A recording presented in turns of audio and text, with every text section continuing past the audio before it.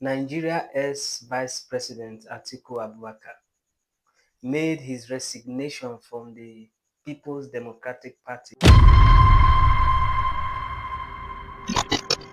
You know, when I saw the official letter, the letter is in your screen right here, where ex-Vice President Atiku Abubakar made his resignation from the People's Democratic Party. We all know that there is a coalition party that is going on called ADC, and Atiku has been a part of it. They have been doing meetings where some stakeholders, some politicians, they are all gathering together to see how they can coalesce, different parties can coalesce together and become a force. I've been noticing of recent, some politicians, they will just switch to APC, some will switch to ADC. You understand? Some, they have resigned, but they are still observing. They are observing to know which one they will go. You understand? Based on their interest and based on what they feel that it will help them to move their political career. But I have a question when I'm seeing all this. Number one question I have is that I remember when Jonathan was the president of Nigeria through the PDP. You know, as at then, there was no party that was competing with PDP during the time of Jonathan. And during that time, there was so much Boko Haram, suicide bombing, and stuff like that. And Nigerians felt that the president was weak. He was not strong enough to address insecurity. So, and they knew that, and Nigeria knows that if it will be hard for them to be able to defeat the PDP, which is Goodluck Jonathan, which he was representing the PDP. They know that it will be like, because he was in his first tenure, that it will be impossible to defeat him. So they have to form a coalition party, which is the APC we have today. Now that coalition party, so many people supported the party, and with force and everything, even Jonathan felt the pressure. He was advised to resign. If he didn't want to resign, he know he can enter. No matter the coalition party, it's not Nigeria, he will enter. But because of the pressure the party brought, he has to accept defeat and he resigned. And Buhari came through the APC. The aspect of insecurity was not even solved. Hunger joined. You understand? Hunger joined. Nigeria started again. Back. Now, you know, the APC now was not difficult to be able to crack down because they brought a new system of politics. They brought a new system. Now they have just formed a new political party, ADC. Now my question is, this ADC now, okay, it's a good idea, but how are we sure that if this party take over power, they won't be worse?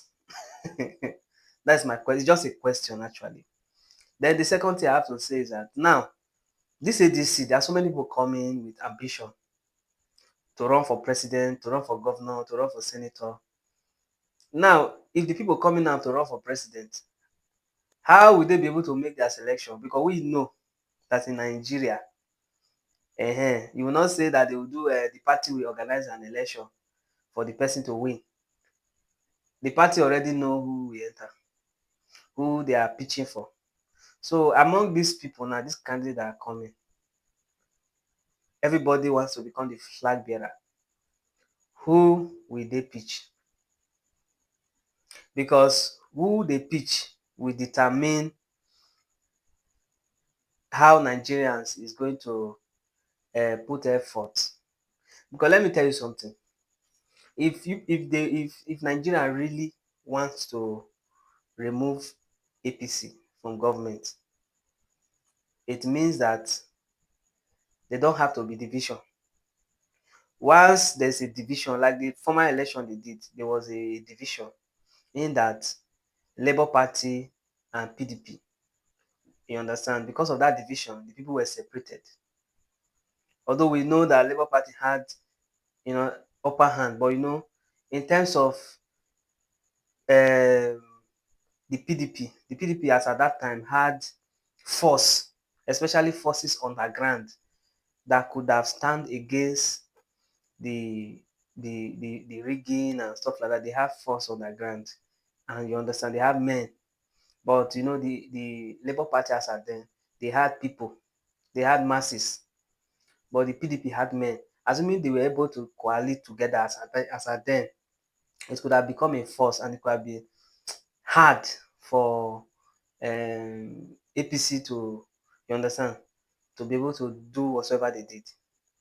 You understand? So now, one of the major problems that will happen now is when there's division in this 2027 election.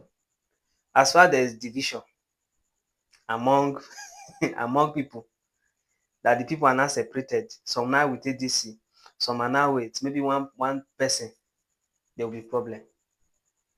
So who will now be the person to become the flag bearer for the party?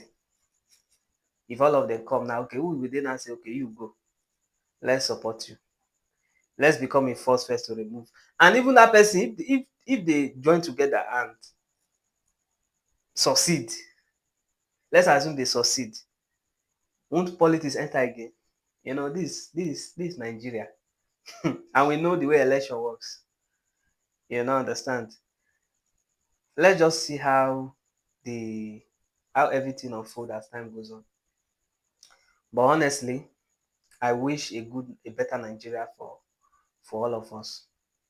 If things are working well in Nigeria, people will not be thinking of even going out of the country. If they are going out of the country, they will just know that, oh, we are going for maybe for to explore other countries, for visits. You understand? Because they know that the country, our people in diaspora, so many of them, the kind of job they do there, it's not an easy job. Some of them don't sleep. They don't sleep. They work tooth and nail, because what they are working is not just for them, it's also for their family members and sometimes some extended family members in Nigeria. So they are like a sacrificial lamb. It's not easy for them.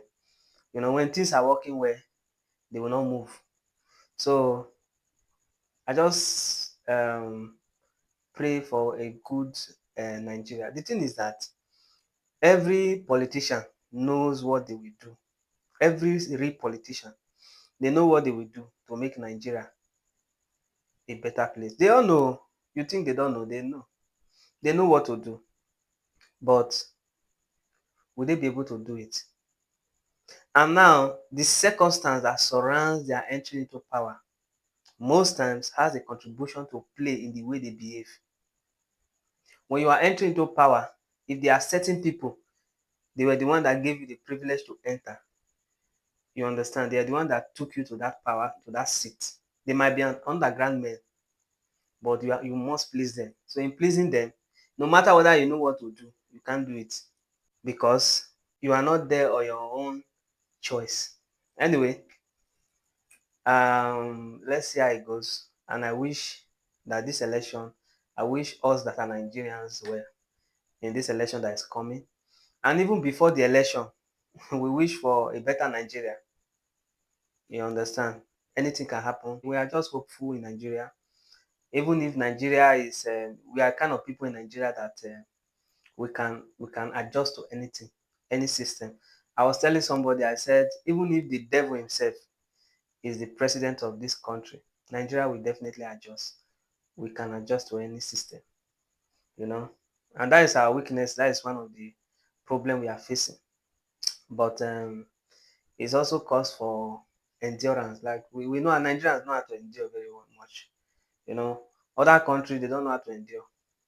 Certain things there, you see in other countries, especially the Western world, you see certain things that they will be protesting for. You like, wait, this one, if we have this one, we won't protest now. You understand?